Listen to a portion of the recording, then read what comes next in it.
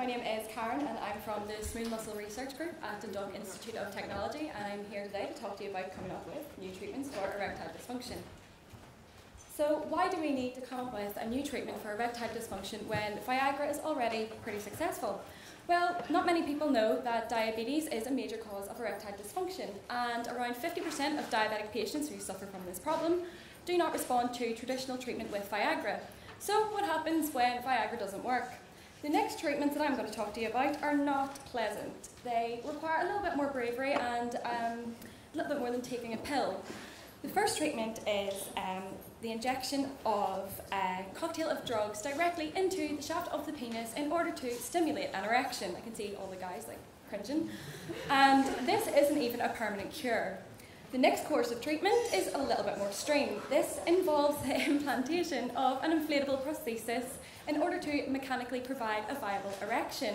And these are pretty nasty, so our work aims to try and find new drugs to target the cells within the penis in order to avoid these pretty horrible treatments.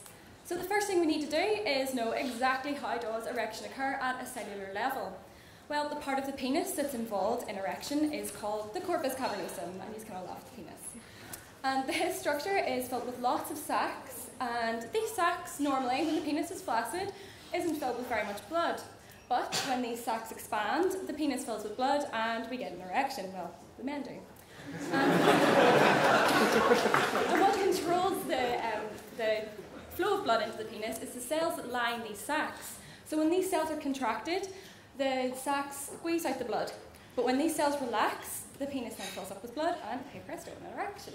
So as with any disease, if we're looking to try and find a new therapeutic approach, say for example erectile dysfunction or any other diseases where treatments that are already available aren't ideal, we need to understand exactly what goes on within the organ in a normal and a disease state. So that's what my work aims to do. I'm trying to work out exactly how this happens.